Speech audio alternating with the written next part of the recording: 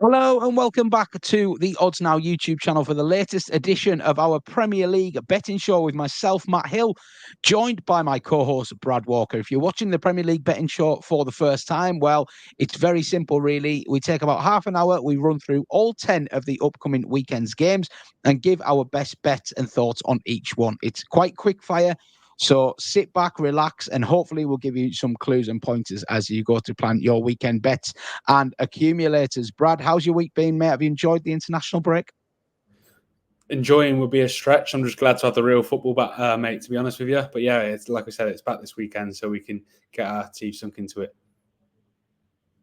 Yeah, busy one for England on and off the pitch, obviously. Thomas Tuchel officially confirmed as the new England manager from January onwards. So that at least will make things a little bit more interesting in the future international windows. But anyway, we're back to the Premier League action. As you say, Brad, we start with a lunchtime kickoff with a London derby. A great way to restart the Premier League action. Tottenham taking on West Ham. I'm going to take this one. Well, Tottenham ended the international break on a bit of a low, really. They were 2-0 up at Brighton at half time before collapsing and losing 3-2. And that pretty much sums up their season so far, really. It's not been bad, but it has been frustrating, would be the word I would probably use. And I know Ange Postecoglou is starting to show a few signs of frustration himself. West Ham, on the other hand, well, they were slow starters, weren't they, under Julian Lopetegui? A lot of hope for this new post-David Moyes era. I would say the early games weren't as promising as maybe Hammers fans were hoping. However, they came into this international break off the back of a 4-1 win over Ipswich, which was a really convincing and dominant performance there. West Ham having 13 shots on target compared to Ipswich's 2. So they were very worthy winners. They'll come into this game as a result with their tails up. And when I think of this fixture, I generally think of drama, and they normally have a good go at each other, these two. Don't like each other, of course, no love lost. And I looked back at recent head-to-heads across all competitions. 5 of the last 6 games between this pair have seen both teams score. And you will not be surprised to hear that both teams to score is a very skinny price in the side market. So I thought if I do want to get BTTS on side, I have to find something to go with it. And it's corners that I've landed on. Now, both games last season between these pair were corner fests. They served up 12 and 15 respectively. And that should not really surprise when we think of some of the wide players on show in these teams. Both very direct, wide teams who like to get down the flanks and attack. The likes of Kulusevski, the likes of Kudus, the likes of Son Heung-min, Jared Bowen. There's lots of pace and excitement there. I think it will be a little bit frenetic and a little bit end-to-end and a really entertaining lunchtime kickoff all in all. So when I've come to comprise that best bet, I have combined both teams to score with over 9.5 corners, taking it slightly cautious on the corners. I could have gone for over 10 theoretically, but I thought play it safe. That's an even money chance. Now, in the last Premier League betting show pre-international break, I put up an even money chance on the lunchtime kickoff, which was in. So hopefully we can double our money again on the early kickoff and go into the 3 p.m.s on a high. Talking of 3 p.m.s, Brad is going to kick us off with Ipswich versus Everton. Yeah, Matt, we'll start with Ipswich. You mentioned their last game, a 4-1 away loss at West Ham. Prior to that match, they had recorded 4 consecutive draws in the Premier League. And of course, they'd have been disappointed by the way things played out at the London Stadium, but they would have been boosted by young forward Liam Delap scoring for the second game running. They do have 4 points to their name after 7 matches played now, Kieran McKenna's side, but they are still without a win. I think pressure is going to increase with each passing game that they fail to record it to get those first 3 points on the board.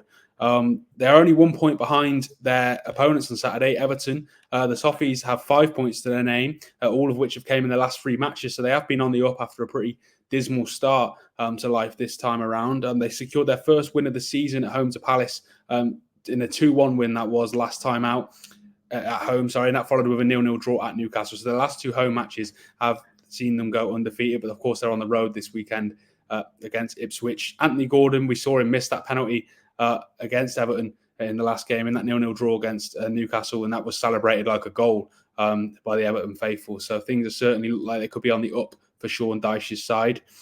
Having said that, though, Everton have not won an away match in the Premier League yet this season. And on the other hand, Ipswich's points at home, half of Ipswich's points came at home, in their 2 draws. It included a 2-2 draw of Aston Villa in their last match at Portman Road 2. Ipswich do come in narrow 7-5 favourites to win here at the time of recording, at least. But instead, I'm going to go on to the set piece line. I think I'm not really sure about either of these two to back either of them on the winning line. So I'm going to go down the corners line. Only one of Everton's 7 Premier League matches have had more than 5 corners. Half of them they've had below 5. The most they've had on the road is 5 as well. That came in a 4-0 defeat to Tottenham. That stays in my mind because I remember I backed them to have over 5 in that game, and I was narrowly out, which was frustrating. But hopefully that changes this weekend. Ipswich's last 3 Premier League matches, I've only seen them concede 7 corners combined to averaging 2.3 corners conceded per game. So you can probably guess where I'm going to go with this one. I'm going to go with Everton to have under 4.5 corners, which comes in at even money with Boyle Sports. I think there's a very generous price there when you look at the track record of these two heading into this one. So yeah, not going to back on any side to win in this one. Like I said, I'm going to give them both a watching brief over the next couple of weeks. I'm still not sure what to expect. So I'm going to be focusing on the corner line with this one, as I'm sure you can see on the screen when Matt pulls it up. Yeah, Everton under 4.5 corners is even money at Boyle Sports at the time of speaking. And Everton not the most adventurous on the road, it has to be said. Quite like that one.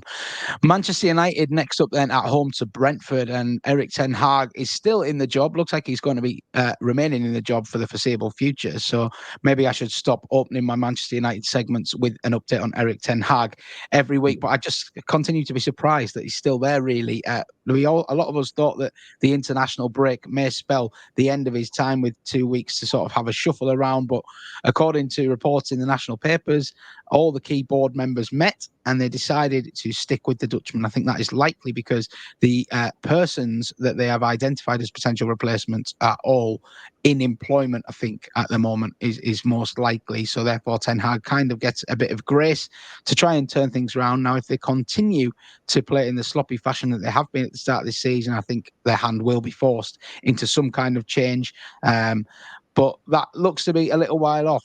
Now, they've entertained a Brentford side here who, although results have been up and down, I think generally have made a very good and impressive start to the season, most notably sticking 5 past lowly Wolves in a recent home victory. But I think it is important to point out as well that Brentford are much better on their home turf. They're fearsome in West London, but they do not tend to travel all that well. I think they'll be quite cautious here and probably play on the break, but that could certainly do wonders against this Manchester United side, which look consistently fragile at the back. They are without some key players as well, as they always seem to be. A long injury list at Old Trafford. Garnacho, the latest addition to that, but also Bruno Fernandes likely will be missing this weekend through suspension, which is a massive blow. Obviously, a very influential figure in the middle of the park for United.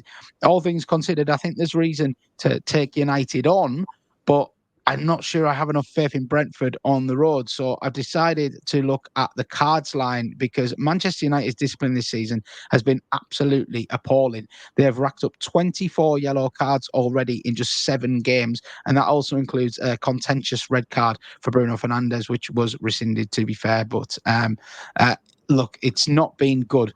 And I think generally when a team has a lot of bad noise around them, like United do at the moment with Erik ten Hag and with the poor performances generally, discipline is the first thing to go as well. You get petty yellow cards for things like giving a bit of grief to the referee, stupid needless fouls, frustration bubbling over. And I was pleasantly surprised to find that Manchester United to receive over 2.5 cards in this game was 17-10 with Betfair. Now, for a bit of context, Bet365 have that at evens. So you're getting massive value there with Betfair and Paddy Power. I don't expect that price to last all that long. United picked up 5 yellow cards in their loss to Tottenham, 5 yellow cards in their draw with Aston Villa. So over 2.5 cards against a Brentford side that have a lot of nippy forwards such as Schade and Mbeumo, Lewis Potter. They'll be playing on the counter attack. I can see some cynical fouls. I can see some ill discipline. And I really like this bet over 2.5 cards, 17-10. One thing I would also recommend is potentially doubling it up on the Bet Builder tool with under 3.5 match goals. Now, although Manchester United have had a few tankings this season, you'd be amazed to hear that all 7 of their games have been under 3.5 goals this season. So generally low margin affairs. They're not really prolific, but they don't tend to let things get too out of hand. Even the games where they've been 3-0 down early, they've managed to keep it at 3-0 and reduce the damage. Now, I'm not expecting them to lose 3-0 here, and I don't think Brentford will have loads and loads of attacking threats. So I think doubling that up cards and unders on the goal line there makes a really interesting 3-1 punt for the Manchester United game. So that's my take on that one. Back over to Brad for a really tasty match between Fulham and Aston Villa. Yeah, it's an intriguing this one, Matt. Fulham, prior to the international break, pushed champions Manchester City all the way, didn't they? They lost 3-2 at the Etihad, but they had a host of chances. They could easily have left with a point to their name on that day. I think Adama Traore missed a bagful. If you look at the highlights package there, he could have had a hat-trick himself. They did lose this fixture, though, 2-1 at Craven Cottage last season. I think it was in February. But they've never lost 2 home fixtures in a row against Aston Villa, so that's something to consider heading into this one. Fulham are also unbeaten in their 3 home matches so far. They've won 2 and drew 1. Villa's recent record does suggest that could change, though. They've won 5 of their last 6 against Fulham home and away, including the last 3 in a row. And they're also unbeaten in their last 5 Premier League matches. They also picked up their first clean sheet in 12 matches in the 0-0 draw with Man United at Villa Park last time out. So I'm going to keep it simple with my first bet I'm going to put up from this game. I'm going to back Aston Villa to win, who are surprising underdogs at 19-10 generally across the board. That really raised my eyebrows when I read that one, putting my notes together for this one. I know, like we said, Craven Cottage isn't the easiest place to go. But aside of Aston Villa, there's quality coming in just shy of 2-1 to win there. I'll take that all day long. I'm also going to put up a second bet from this game on the player prop line. Andreas Pereira to score or assist comes in at 43-20, generally too. And there's no Premier League player which has created more chances from set plays this season than the Brazilian midfielder. He's created 16, and he's also put the most crosses into the box with 64. So far this season. He got himself on the score sheet too in the 3-2 loss to Man City. And I mentioned the crosses into the box there. You look at the form of Raul Jimenez. I think he has 3 goals in his last 4 in the Premier League. Very good in the air, very strong. Looks as though he could be rediscovering some of his old form. You combine that with Pereira putting those crosses into the box. Villa's recent defensive record hasn't been great. Sorry, as I said, that first clean sheet came in 12 matches against Man United. I certainly won't be surprised to see Fulham get on the score sheet this weekend, even though I do ultimately think they'll come up short. And so I think Pereira could be at the centre of anything that they do on the attacking foot. Like I said, 43-20 over 2-1 price on that. I think that's very, very fair. So they're going to be the 2 bets that I put for this game. And a very intriguing match, I think, at 3 o'clock on Saturday afternoon. That certainly is. Aston Villa to win for Brad at 19-10, and Andreas Pereira to score or assist 43-20. I know you've flagged Pereira before as well, Brad, so hopefully you could cop on that bet at some point. Yeah, I like it. Over to me then for Newcastle, who are at home to Brighton. Another really intriguing clash, I suppose, because Newcastle at home, generally, you would consider a trip to St James's Park one of the most fearsome trips in the Premier League calendar. However, Newcastle have been up and down, haven't they, to start this season? And even when they've got the results, the performances haven't always been that encouraging. And when they do put in a decent performance, the result hasn't always followed. Most notably, last time out at Everton, a game they probably should have won. But Anthony Gordon, of course, spurning that penalty, as Brad mentioned, against his old club to the delight of the Toffees faithful. But Brighton, on the other hand, they've had a brilliant start to the season. But I do wonder if Fabian Hürzeler just wonders what might have been, because they've also had a couple of frustrating draws in there as well, at home to Nottingham Forest and at home to Ipswich, games they definitely would have penciled in as 3 points. But they've made up for that elsewhere, getting a great point off Arsenal, beating Manchester United, and some really good performances, topped off by that comeback win over Tottenham. Danny Welbeck is rolling back the years, isn't he? He has 4 goals already, the 33-year-old veteran, I suppose we would call him now, but it certainly doesn't look out of nick, does he? And a lot to like about Brighton under Hürzeler. They certainly go for it with this exciting attacking style, as we anticipated they might do. Newcastle are favourites for this match, but not convincing by any stretch. And I couldn't really call this one, to be honest. I found this a hard game to predict. I could see positives for both. Newcastle as well, there's some uncertainty over Alexander Isak, who may be back fit, having missed the last 2 or 3 games for them. He's such an influential player for them. Callum Wilson, who hasn't had a competitive game in 5 months, is also on the verge of a return as well. Both massive boosts for Newcastle, who've struggled to score goals. They haven't scored a goal from open play since Isak suffered his injury. So, yeah, Brighton will fancy their chances of making this competitive. Now, This is probably my favourite bet of the weekend, putting it out there. Jorginho Rutter, who joined Brighton on deadline day from Leeds for £40 million. And I know a lot of people raised eyebrows at that fee. Rutter joined Leeds for a club record fee, £36 million. So despite only being 22, and despite having not played that many games in England, he's already gone for a combined £76 million in transfer fees. Now, if you haven't seen this guy play, you might be thinking, well, who is he? Yeah, he's not really done much. But I think his impact since arriving at Brighton has been extremely impressive.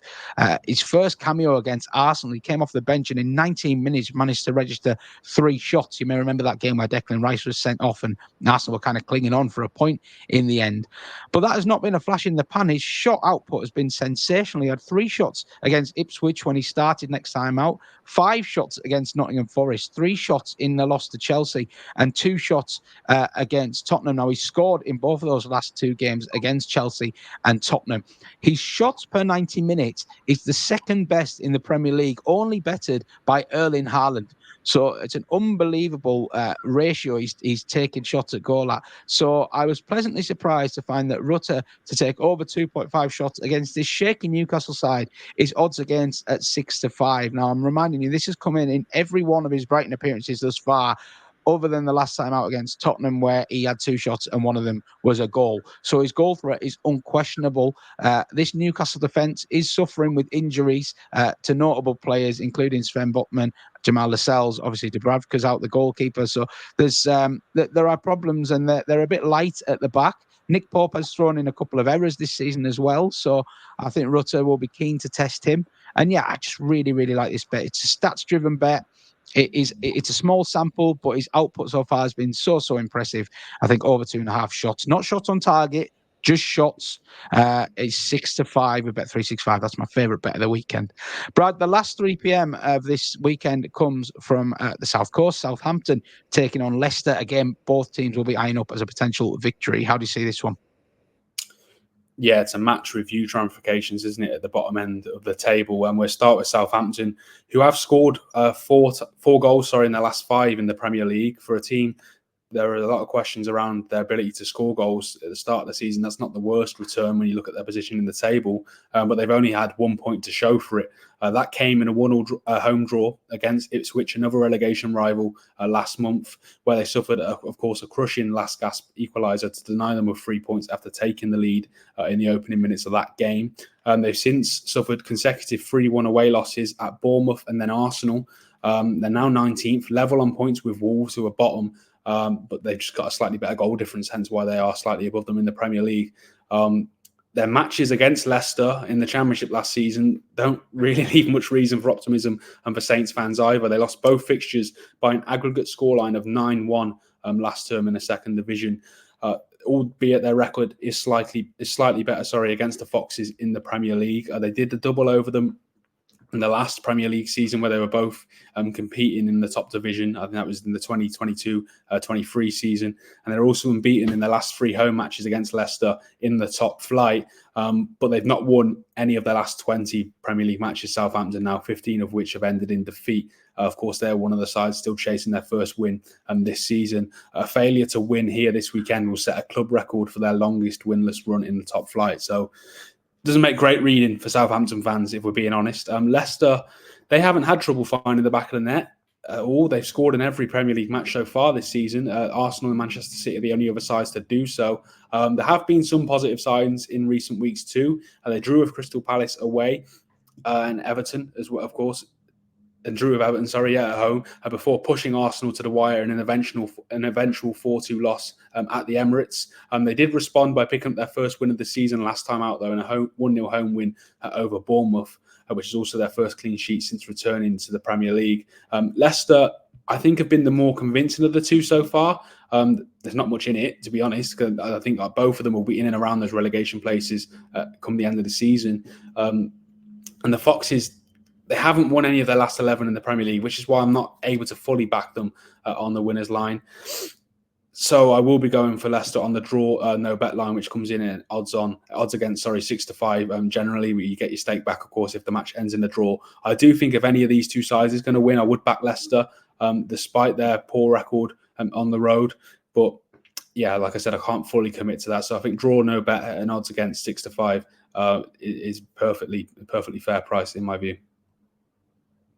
Yeah, often a shrewd way to go with the draw no bet there.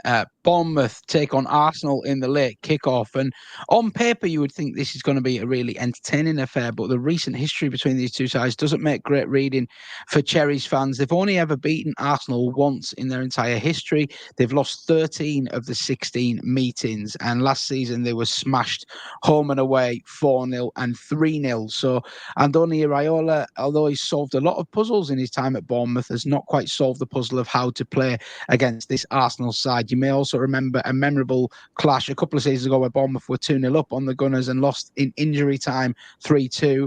So generally speaking, Arsenal find a way against this Bournemouth team and they generally score a lot of goals. However, I'm not convinced it's going to be quite as free-flowing in the terms of the goals this time around. Not only are the Gunners still without influential players, namely Martin Odegaard, who's reportedly suffered a minor setback in his return from injury, and we know what a key player he is for them.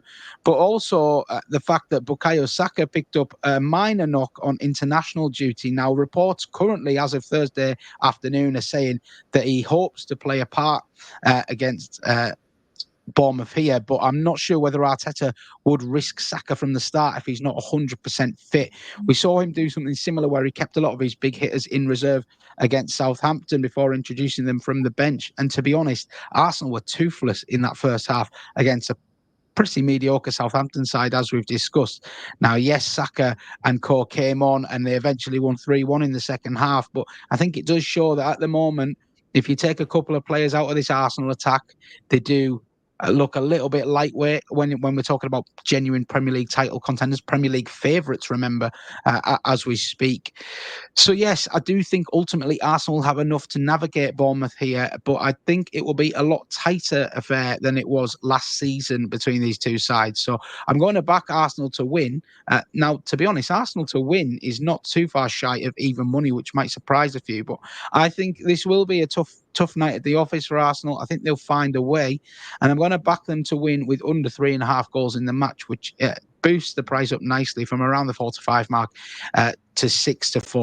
That's available right across the board, and that's how I see this game panning out. I think Arsenal will win it. I don't think they'll win it by a massive scoreline. I just think they'll do enough to get the job done and keep their unbeaten start to the campaign going. Now, if Arsenal do get the job done, then all eyes will turn to Molineux, where bottom side Wolves host Arsenal's Premier League title rivals, Manchester City, on Sunday afternoon. Brad, how do you see this one going between two sides with very different starts to the season? Yeah, I'd love to give Arsenal fans and Wolves fans reason for optimism here, but I think it's going to be a pretty tough sell. It's been a dismal start to the season for Wolves, hasn't it? No one wants to see a man lose his job, but you've got to expect that Gary O'Neill is on the ropes now, unless results do pick up, and they do pick up quickly. And they've lost 6 of their first 7 in the Premier League, the only exception being a 1-1 draw at Nottingham Forest early in the season. The amount of goals they've been conceding in particular is a huge concern, particularly when you welcome in Manchester City. They've conceded 10 in their last 3 in the Premier League. 5 of those came in a 5-3 defeat at Brentford last time out, where the Bees scored 4 goals in the first half. So they are averaging 3 goals conceded per match so far, Wolves. And I've written my notes here. I think it's a pretty fair summary. It's a good job they're not facing arguably the best side in world football next then, isn't it? But they are in Manchester City. Pep Guardiola and co are rocking up to Molineux this weekend, and I'm sure they'll be confident of getting 3 points. No side has scored more than them so far in the Premier League. They've scored 17 times already. I just mentioned Wolves' poor record, let's say, at the back. Any fears that they initially had would have been compounded upon reading that.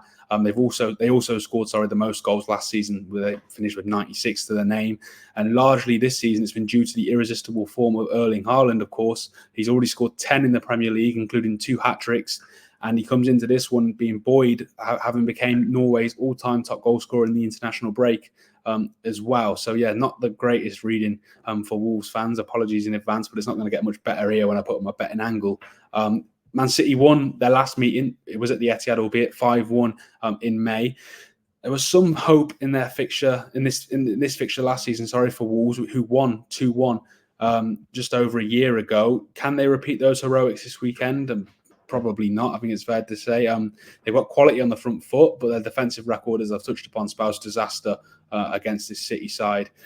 Wolves have conceded 39 shots in their last 3 in the Premier League. 19 of those came in that defeat to Brentford in their last outing. You can imagine what would happen if they gave City even half that amount of chances.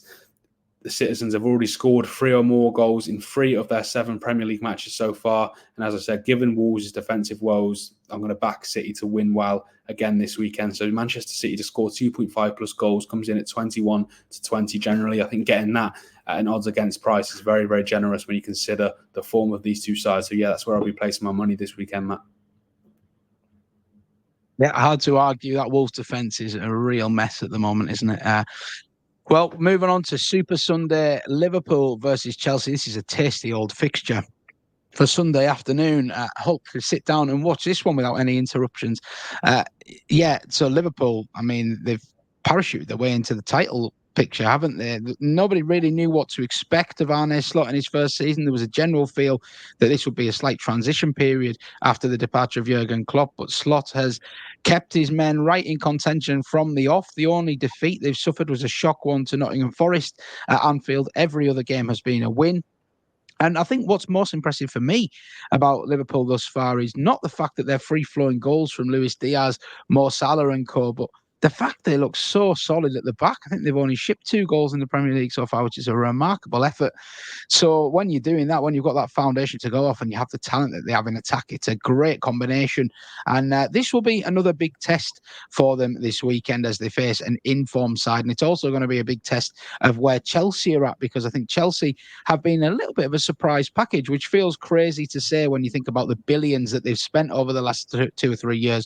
Really, it's a surprise that they haven't been performing. But I think we all became used to this Chelsea side just being underwhelming, really, and not really having the look of a team, more individuals crammed together and hoping for the best. But huge props must go to Enzo Maresca, a manager that was written off before he started, really, having come from the Championship with Leicester.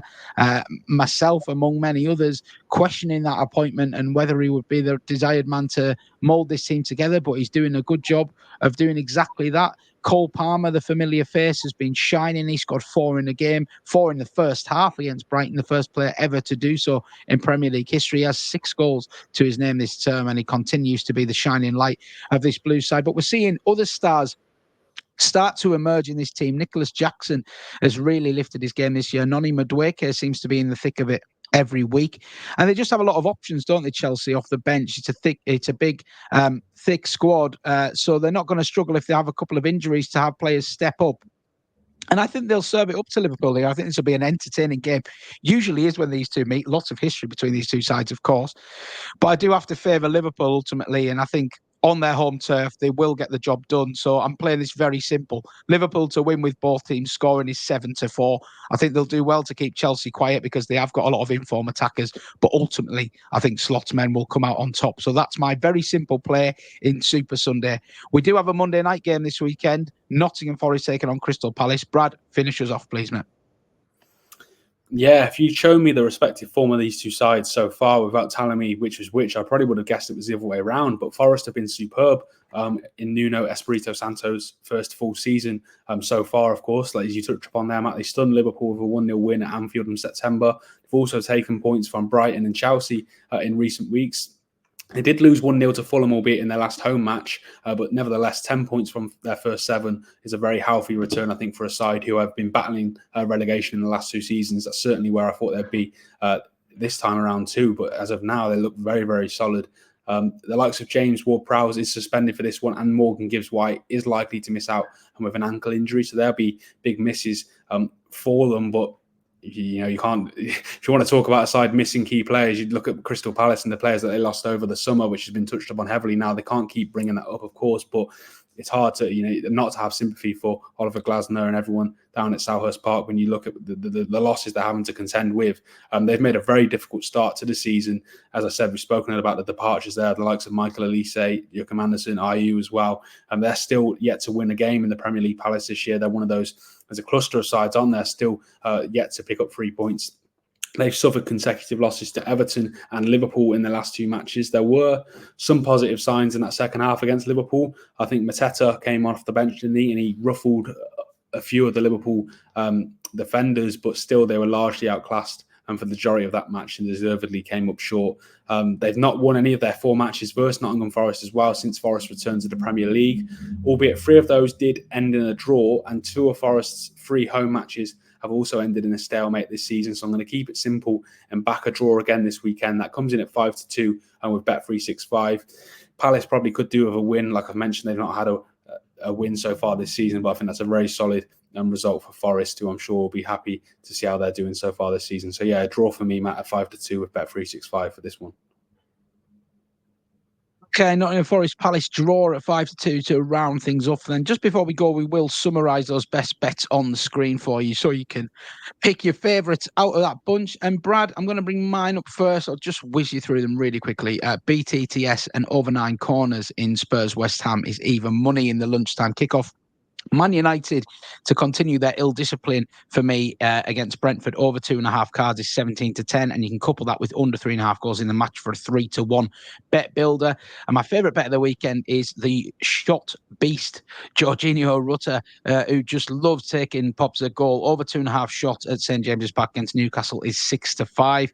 Arsenal to beat Bournemouth with under 3.5 goals is 6-4 chance, and Liverpool to win with both teams scoring against Chelsea is 7-4. My favourite bet, as I say, is probably that Jorginho Rutter shots bet, although I do also like Man United over 2.5 cards. I think they're just a bit of a shambles at the moment, United, and you do have to try and exploit that in terms of your bets. Brad, I'll run through yours quickly. You've got Everton under 4.5 corners at even money against Ipswich. Aston Villa to beat Fulham. You also like Andreas Pereira to score or assist at 43-20, 19-10 for Villa victory. Leicester draw no bet 6-5, which means you get your money back if it does end in a draw. Man City to score over 2.5 goals against bottom side Wolves looks a solid pick at 21-20, and a draw in Monday Night Football between Forest and Palace is Brad's fancy. Brad, what would your best bet be out of those, please, mate? Probably Villa to win at 19-10. That looks very wide for me considering their quality. So yeah, I'll probably lay my hat on that one if I had to pick. Okay, nice stuff. Well, I hope you enjoyed that. Let us know who you're backing this weekend in the Premier League. And if you enjoyed the show, we'd really appreciate it if you could drop us a thumb up, drop us a comment, and maybe even hit that subscribe. We're very close to 300 subscribers here on the OddsNow YouTube channel, and we appreciate every single one of you. Now, we'll be back again with some more sports betting previews very soon. Have a good weekend and good luck.